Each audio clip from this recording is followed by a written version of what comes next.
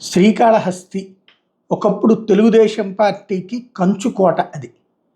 అలాంటి చోట్లన BF Madhusudan Reddy YSR Congress party తరపున విజయం సాధించడం, ఇక బొజ్జుల కుమారుడు సాధ్యమా మళ్ళీ అధికారం అనుకున్నటువంటి సిచ్యుయేషన్లో మొన్న ఘనమైనటువంటి విజయం సాధించడం జరిగిపోయింది. సరే, అక్కడ జరుగుతున్న యాక్టివిటీస్ చూస్తున్నాం. పవర్ వచ్చినప్పుడు ఒద్దికగా సేవాభావంతో బాధ్యతాయుతంగా అందరినీ కలుపుకుని పోతే నీలాంటి వాడు ఉండాలి అని ప్రజలు కోరుకోవాలి. ఎందుకు అంటే పబ్లిక్లో ఎప్పుడూ కూడా పాజిటివ్ వైబ్రేషన్ ఉన్నటువంటి వాళ్ళు, వేరే పార్టీ వాళ్ళైనా సరే ఓటేసి గెలిపించుకుంటే మనకు కూడా పనులు అవుతాయిరా అనుకుంటారు. అలా కాకుండా మన పార్టీలో అది కూడా మనం ఒక గ్రూప్కే చేస్తాం, లేదా పక్కన ఉన్నటువంటి మిత్రపక్షాలను కూడా తొక్కేద్దాం అనుకుంటే 1 by 1 శత్రువులు అవుతారు. అది జరుగుతుందో పక్కన.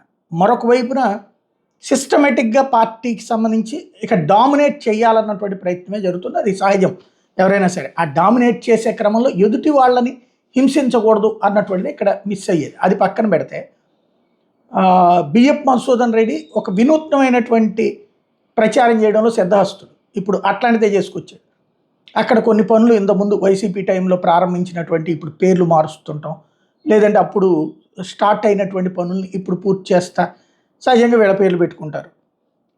అంతకుముందు వాళ్ళైనా అదే చేసి ఉండేవాళ్ళు. అయితే పని మనం చేస్తే పేరు వేరే వాళ్ళు తర్వాత మార్చుకుంటే వచ్చేటటువంటి ఇష్యూస్ కొన్ని ఉంటాయి. అలాంటి వాటి గురించి ఏదో విమర్శించడం ఇట్లా కాకుండా బొజ్జుల గోపాలకృష్ణారెడ్డి, తెలుగుదేశం పార్టీ నాయకుడు, మాజీ మంత్రి, సుదీర్ఘకాలం పాటు శ్రీకాళహస్తి ఎమ్మెల్యేగా ఉన్నాడు బొజ్జుల గోపాలకృష్ణారెడ్డి గారి అబ్బాయి కాబట్టి ఆయన ఫోటో దగ్గర బొజ్జుల గోపాలకృష్ణారెడ్డి గారి కటౌట్ దగ్గర నుంచుని అన్న చెప్పన్న మీ అబ్బాయికి ఇది చేయడం తప్పు అంటూ ఆ కటౌట్కి వినతి పత్రం సమర్పించడం అన్నటువంటిది వినూత్నంగా కనిపించింది. ఇలాంటి different agitations, different style of game మిగతా వాళ్ళు కూడా చేపడతారని చూడాలి. అన్నా గోపాలన్న, నీ బిడ్డకి చెప్పు ఈ సాంప్రదాయం తీసుకురావద్దని చెప్పు. కాళహస్తిలో ఈ సాంప్రదాయం మంచిది కాదని చెప్పు. గోపాలన్న, నువ్వు పెట్టిన శిలాఫలకాలు కొన్ని వందలు ఉన్నాయి.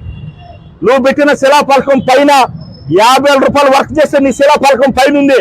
గుడి కట్ట మేము తీలా. ఇది సాంప్రదాయం కాదు కాళహస్తిలో.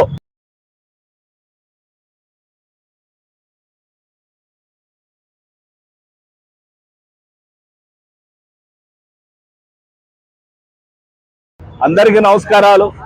శ్రీకాళహస్తి ప్రజలందరికీ కూడా ఈరోజు మనం చూస్తున్నది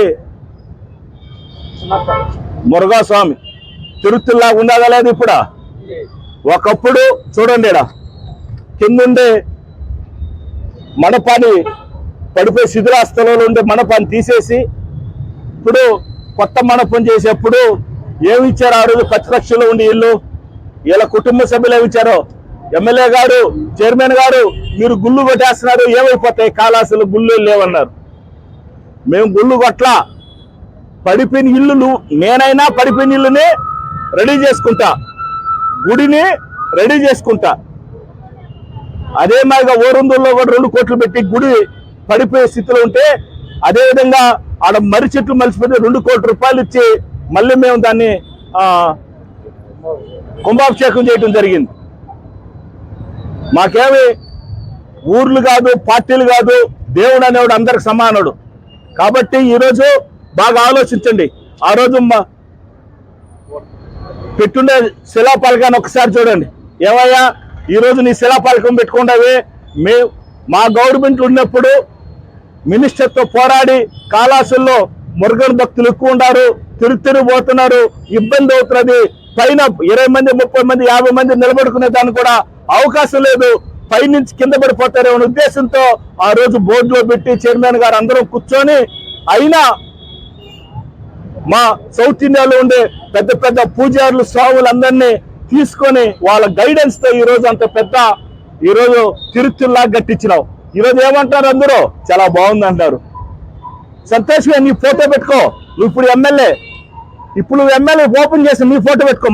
మాది ఎక్కడ? నేను అడిగేది ఎక్కడ? శిలాఫలకం ఎక్కడ?